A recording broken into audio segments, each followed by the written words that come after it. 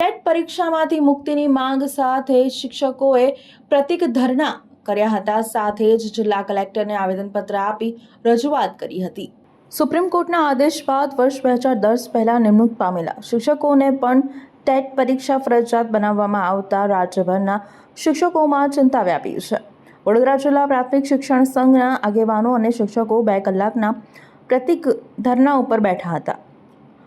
શિક્ષણ સંઘના જણાવ્યા અનુસાર આ નિર્ણયથી ગુજરાતના 70,000થી વધુ અને દેશભરના અંદાજે 25 લાખ શિક્ષકો પ્રભાવિત થશે.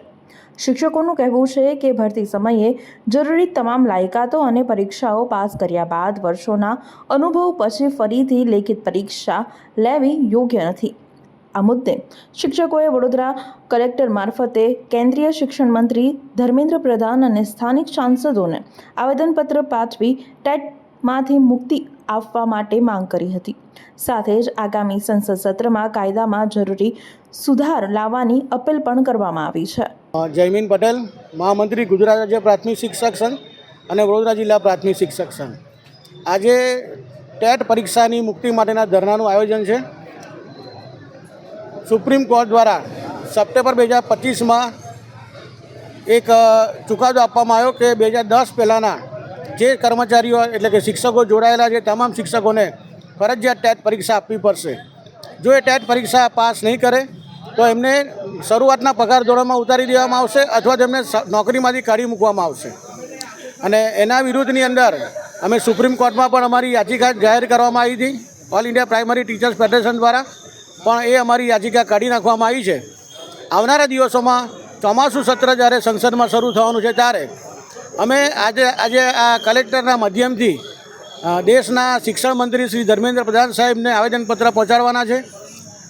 દરેક જિલ્લાની અંદર જે સાંસદ સભ્યો છે એમને પણ અમે આવેદનપત્ર આપવાના છે કે આવનારા ચોમાસું સત્રની અંદર સરકાર આ વિધેયકમાં સુધારા બિલ લાવે અને આ શિક્ષકો જે ભયના ઓથાર હેઠળ અત્યારે જે કામ કરી રહ્યા છે એમાંથી મુક્તિ અપાવે અને 2010 પહેલાંના તમામ શિક્ષકોને ટેટની પરીક્ષામાંથી મુક્તિ અપાવે.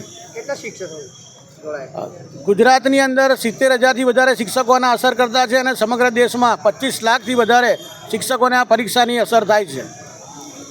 અમારું એવું કહેવું છે કે IAS હોય, IPS હોય કે કોઈ ડૉક્ટર હોય કે જ્યારે એની લાયકાત મેળવીને જ્યારે કોઈ સેવામાં જોડાતા હોય તે વખતે એમને જે પરીક્ષા પાસ કરી હોય, સરકાર જે માંગણી કરે એ મુજબની પરીક્ષાઓ અમારા કર્મચારીઓ શિક્ષકોએ પણ પાસ કરેલી છે.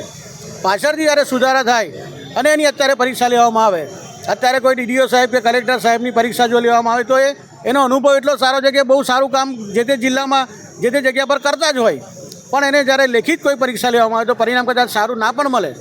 અત્યારે જે છોકરાઓ ટેટની પરીક્ષા આપે છે, BSc BR, BA BR, PDC કરીને જે છોકરાઓ પરીક્ષા આપે છે એનું પરિણામ ગુજરાત સરકારનું 14% આવ્યું છે. જો આ પરિસ્થિતિ થાય તો આ શિક્ષકો જે શાળાની અંદર મુક્ત રીતે બાળકો સાથે કામ કરે છે એની જગ્યાએ શિક્ષકો ભયની અંદર અને ડરની માહોલની અંદર કામ કરશે, બાળકોને પણ સારો ન્યાય નહીં આપી શકે. એટલે આપના માધ્યમથી અમે સરકારને પણ વિનંતી કરીએ છીએ કે આવનારા ચોમાસું સત્રમાં આના ઉપર વિચારણા કરવામાં આવે અને સુધારા બિલ લાવવામાં આવે. આજનું સ્થાન કેવું રહેશે? આજે અમે અહીંયા 2 કલાકના ધરણા કરવાના છે અને ત્યારબાદ અમે કલેક્ટરશ્રીને આવેદનપત્ર આપવા જવાના છે.